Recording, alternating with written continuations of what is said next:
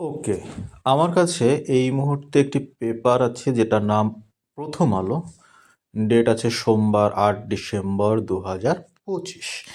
আচ্ছা, প্রথম আলোতে হেডলাইনে তেমন কোনো খবর একটা পেলাম না, জানি আলোচনা করতে পারবো, কিন্তু প্রথম আলোর 11 নম্বর পেজে গিয়ে একটা খবর দেখলাম যেটা হেডলাইনে আসা উচিত ছিল, কারণ আলোচনা তো কদিন ধরে এ নিয়ে হচ্ছে। খবরটা হচ্ছে ভারত থেকে 1,500 টন পেঁয়াজ আমদানির অনুমতি। দেখুন খবরটা কোথায় বসিয়েছি, খুঁজে খুঁজে বের করতে হচ্ছে। আমি আপনাদেরকে গোল চিহ্ন করে মার্ক করে দিচ্ছি, এখানে খবরটা রয়েছে। এই গুরুত্বপূর্ণ খবরটা কেন ভিতরে দিয়েছে, যাতে আমি পড়ে খবরটা না জানি নাকি? কারণ কি, ভারত থেকে তো পেঁয়াজ নেব না। ভারত তো পেঁয়াজের জন্য হাহাকার করছে, মরে যাচ্ছে। ওইসব হিন্দুদের পেঁয়াজ তো নেবে না বাংলাদেশ, এই কারণে তো চলছিল।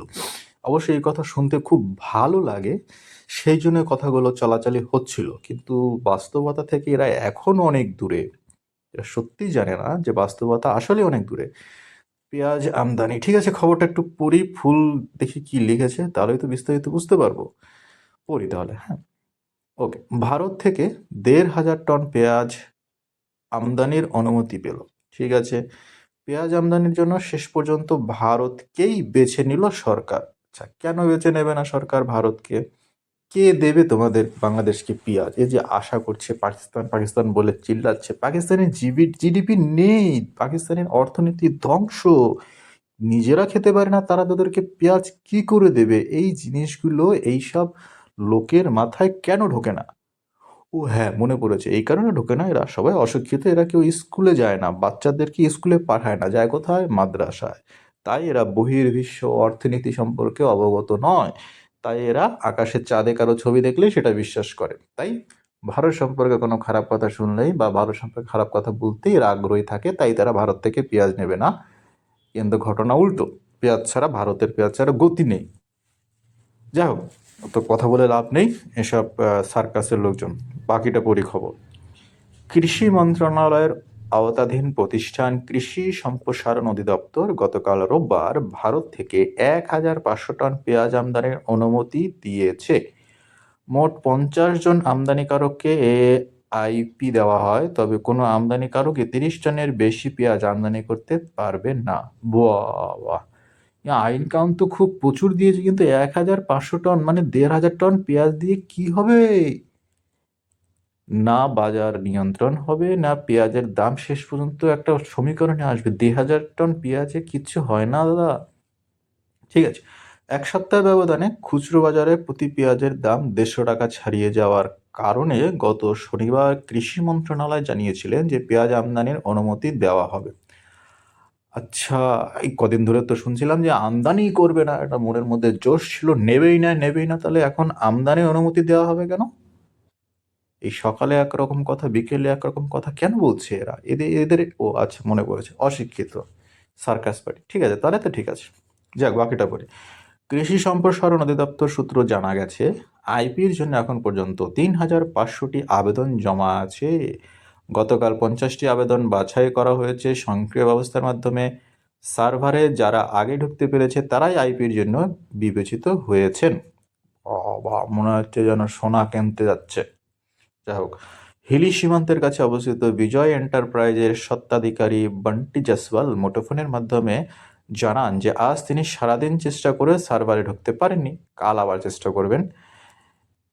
একজনের জন্য 30 টন পরিমাণটা কম হয়ে গেছে বলে মনে করেন তিনি। এদিকে কৃষি সম্প্রসারণ অধিদপ্তর সূত্রে জানা গেছে পেঁয়াজ উৎপাদন বাড়ছে। 2022-23 অর্থ বছরে 34,17,000 টন, 23-24 অর্থ বছরে 37,90,000 টন, 24-25 অর্থ বছরে 42,50,000 টন, 25-26 অর্থ বছর শেষ না হতেই 42,26,000 টন পেঁয়াজ উৎপাদিত হয়েছে। তাহলে যেহেতু উৎপাদিত হয়েছে, তারপরে আমাদের আমদানি করতে হয়। যখন 34 লাখ ছিল তখন আমদানি করতাম, যখন 37 লাখ ছিল তখন আমদানি করতাম, এখন 42 লাখ, এখনও আমদানি করি। তাহলে এই ভারত বিরোধী, ভারতের জিনিস খাবো না বলে ওই মাদ্রাসার লোকদেরকে আপনি বোঝাতে পারবেন, যারা স্কুলে পড়াশোনা করে শিক্ষিত, তাদেরকে বোঝাতে পারবেন না। যাই হোক, বাকিটা পড়ি। কৃষি সম্প্রসারণ অধিদপ্তরের মহাপরিচালক এস সোভারউদ্দিন প্রথম আলোকে জানান, ভোক্তা স্বার্থের কথা ভেবে আজ 50টি আইপি দেওয়া হয়েছে, আরও দেওয়া হবে, তবে পেঁয়াজের দাম কমে এলেই আমদানির অনুমতি বন্ধ করা হবে। মানে পেঁয়াজ ঢুকলেই পরে আবার আমদানি বন্ধ করে দেবে। এ কি অবস্থা দেশের? চিটিংবাজ যত সব। যাই হোক, দিনাজপুরের বেরামপুর প্রতিনিধি জানিয়েছেন গতকাল বিকেল 4:15টায় ভারত থেকে 30 টন পেঁয়াজ বোঝাই একটি ট্রাক হেলিবন্দর দিয়ে বাংলাদেশে প্রবেশ করে। পেঁয়াজ আমদানিকারক প্রতিষ্ঠান মেসার্স রকি ট্রেডার্সের স্বত্বাধিকারী আতিক হাসান জানিয়েছেন, ভারত থেকে প্রতি টন পেঁয়াজ আমদানিতে $250 ঋণ খোলা রয়েছে। প্রতি কেজি পেঁয়াজের দাম পড়ছে 12 রুপি। গাড়ি ভাড়া সহ বন্দর পর্যন্ত খরচ প্রতি কেজি 18 রুপি। আমদানির ঘোষণার একদিনের ব্যবধানে গতকাল ঢাকার খুচরা বাজারে পেঁয়াজের দাম কিছুটা কমেছে। এই হচ্ছে খবর, যা পাখিরা পড়ে তারপর বিশ্লেষণ করছে, এরাই খবর। প্রতি কেজি পেঁয়াজ বিক্রি হচ্ছে 140 টাকা। চট্টগ্রাম খুচরা বাজারের চিত্র প্রায় একই। আমাদের চট্টগ্রাম অফিস জানায় যে আমদানি অনুমতির খবরে দেশে ভোগ্যপণ্যের বৃহৎ আড়ত খাতুনগঞ্জের মোকামগুলোতে প্রতি কেজি 25 থেকে 30 টাকা কমেছে পেঁয়াজের দাম। এবার বিশ্লেষণ করি, এই লাস্টের কথাটা আমার ভালো লেগেছে যে আমদানি ঘোষণায় একদিনের ব্যবধানে গতকাল খুচরো বাজারে পেঁয়াজের দাম কমেছে, তাও 1 টাকা 2 টাকা 23 টাকা কমেছে। তাহলে বুঝুন তাহলে এই দুর্নীতিটা কারা করে। এই দুর্নীতি তো আমি 1.5 বছর আগে এত দুর্নীতি তো শুনিনি, যে বাঘ আসছে শুনেই ছাগলের দাম বৃদ্ধি। যেমন আমরা ইন্ডিয়ার পেঁয়াজ নেব না, বাজার বেড়ে গেল, পেঁয়াজ নেই। যেই শুনলো ইন্ডিয়ার পেঁয়াজ আসছে, ওই যারা বাড়িয়েছিল তারাই কমিয়ে দিল। তাহলে দুর্নীতি সিন্ডিকেট লোকেরাই করছে, ভারতের দোষ না। তাহলে দুর্নীতি এর আগেও ছিল, এখনই আছে, তাহলে কমলোটা কোথায়? ফেসিবাদ তো এই মুহূর্তে নেই, দুর্নীতিবাজ আওয়ামী লীগ তো এই মুহূর্তে নেই, তাহলে সিন্ডিকেটে 1.5 বছর ধরে এখনো কি করে থাকে?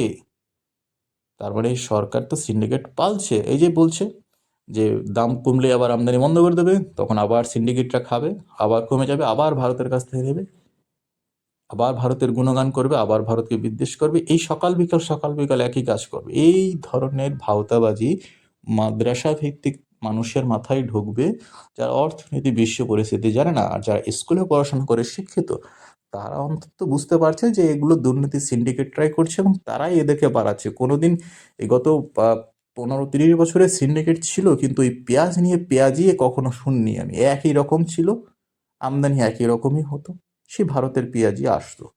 তো ভারতের পেঁয়াজ যদি আপনি গত 3 বছর আগে খেতে পারতেন, তাহলে এখন কেন খেতে পারছেন না? হঠাৎ করে এরকম মৌলবাদী হয়েন না। দেশটা -2-তে চলছে, বুঝুন।